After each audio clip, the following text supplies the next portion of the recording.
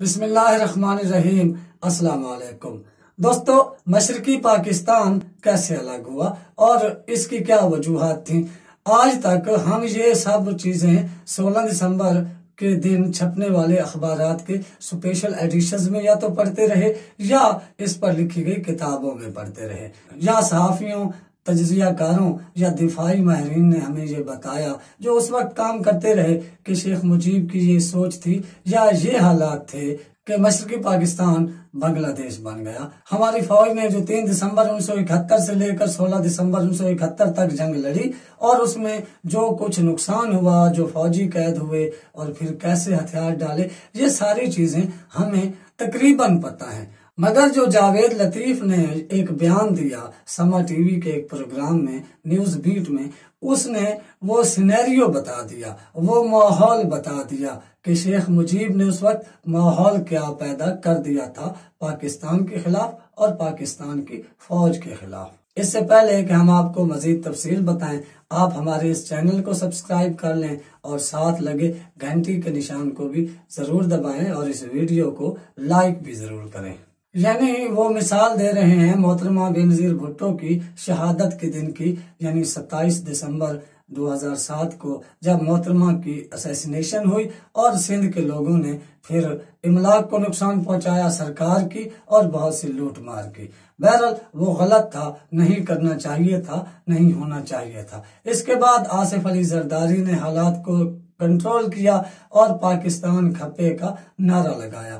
اسی کی مثال دیتے ہوئے جاوید لطیف کہتے ہیں کہ وہ بے نظیر کے وارث تھے، انہوں نے پاکستان کھپے کا نعرہ لگایا، مگر اب ایسا کچھ ہوا ہماری لیڈر مریم نواز کے ساتھ تو پھر مشرقی پاکستان جیسے حالات ہو سکتے ہیں اور اس کا ری پلے بھی ہو سکتا ہے۔ مطلب آپ دھمکی دے رہے ہیں ریاست پاکستان کو۔ جاوید لطیف صاحب، آپ اسی ریاست پاکستان کے شہری ہیں اور آپ کی عزت اسی پاکستان کی وجہ سے ہے۔ آپ اگر خود کو وی آئی پی پروٹوکول کا اہل سمجھتے ہیں، آپ کا کوئی استحقاق ہے تو اسی ریاست پاکستان اور اس کے لوگوں کا دیا ہوا ہے۔ آصف زرداری نے تو یہ نہیں کہا تھا کہ بے نظیر کے اسیسینیشن کے بعد مشرقی پاکستان والا ری پلے چلے گا، نہ ہی پیپلز پارٹی کے لوگوں نے۔ آپ پر جب بھی مشکل آتی ہے، آپ کے قائد پر یا آپ کی پارٹی پر، تو آپ ایک نعرہ لگاتے ہیں کہ جاگ پنجابی جاگ، تیری پگ نو لگ گیا داغ۔ اور میاں نواز شریف ہی اس بات کے خالق ہیں کہ بے نظیر پر انہوں نے ذاتی حملے کیے، ان پر کیچڑ اچھالا، مگر آپ بھول گئے دوسروں کی بیٹیوں پر آپ جو کہتے پھریں اپنے لیے آپ کو بڑا غصہ آ جاتا ہے۔ تو سارا معاملہ جو ہم آپ کے سامنے پیش کر رہے ہیں وہ 2-3 لوگوں کی وجہ سے ہوا۔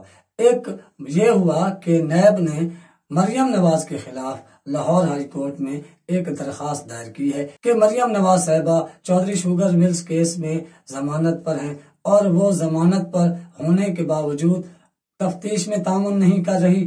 انہیں جب بلایا گیا تو انہوں نے نیب کے دفتر پر حملہ کروا دیا اپنے کارکنوں سے، اور انہیں گرفتار کرنے کی اجازت دی جائے اور ان کی ضمانت منسوخ کی جائے کیونکہ وہ ضمانت کا ناجائز فائدہ اٹھا رہی ہیں۔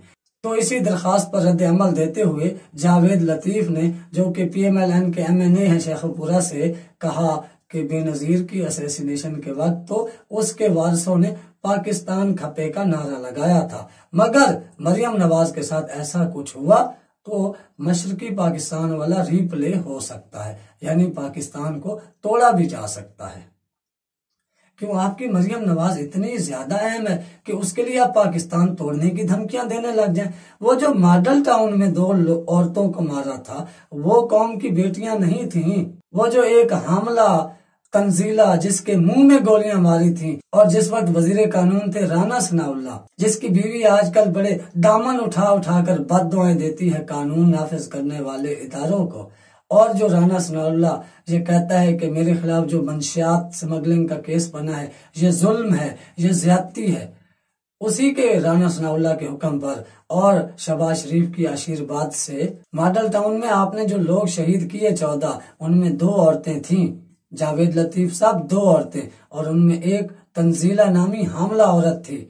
وہ قوم کی بیٹی نہیں تھی۔ قوم کی بیٹی صرف آپ کی بیٹی ہوتی ہے، آپ کی لیڈر ہے۔ मुराद सईद की बहन के लिए जो जावेद लतीफ तुमने बेहुदा अल्फाज इस्तेमाल किए थे, और जो वज़ीर-ए-आज़म पाकिस्तान की बीवी और बहनों के लिए तुम नून लीग वाले सुबह शाम बेहुदा अल्फाज इस्तेमाल करते हो, भूल जाते हो सब कुछ।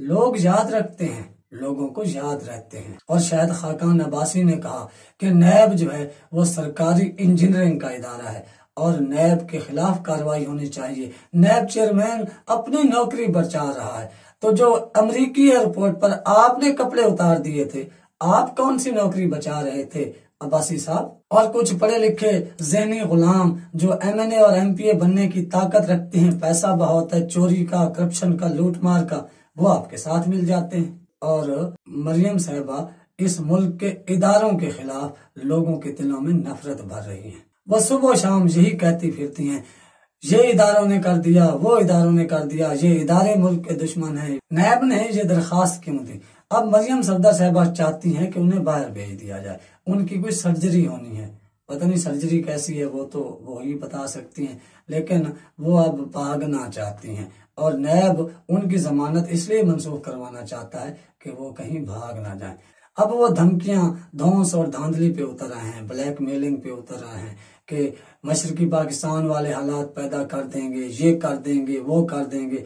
इदारों को प्रेशर में लेने की कोशिश कर रहे हैं। पीएमएलएन अब इदारों से टकराने की तैयारियां कर रही है और वो बहाने पैदा कर रही है इस मुल्क के सबसे बड़े इदारे यानी फौज से टकराने के, लेकिन उन्हें मुंह की खानी पड़ेगी क्योंकि कौम फौज से आज भी उतनी ही मोहब्बत करती है जितनी कि माजी में करती थी। हमारी दोस्तों से रिक्वेस्ट है कि फौज के खिलाफ जो झूठा प्रोपेगेंडा सोशल मीडिया पर हो रहा होता है उसकी मजम्मत किया करें और उसके खिलाफ आवाज उठाया करें, क्योंकि दुनिया में जिन मुल्कों की फौजें कमजोर हुई हैं वो फिर तबाह बर्बाद हुए हैं। हमारी आंखों के सामने इराक तबाह हुआ, शाम तबाह हुआ, लीबिया तबाह हुआ, मिस्र तबाह हुआ और अफगानिस्तान तबाह हुआ।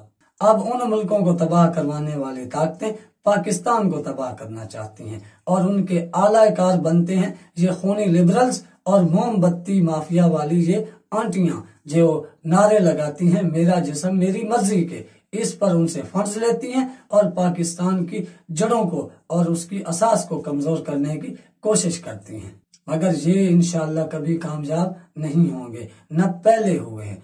अब तक के लिए इतना ही। आप अपने घर वालों दोस्तों का ख्याल रखिएगा, इस चैनल का भी। अल्लाह हाफिज।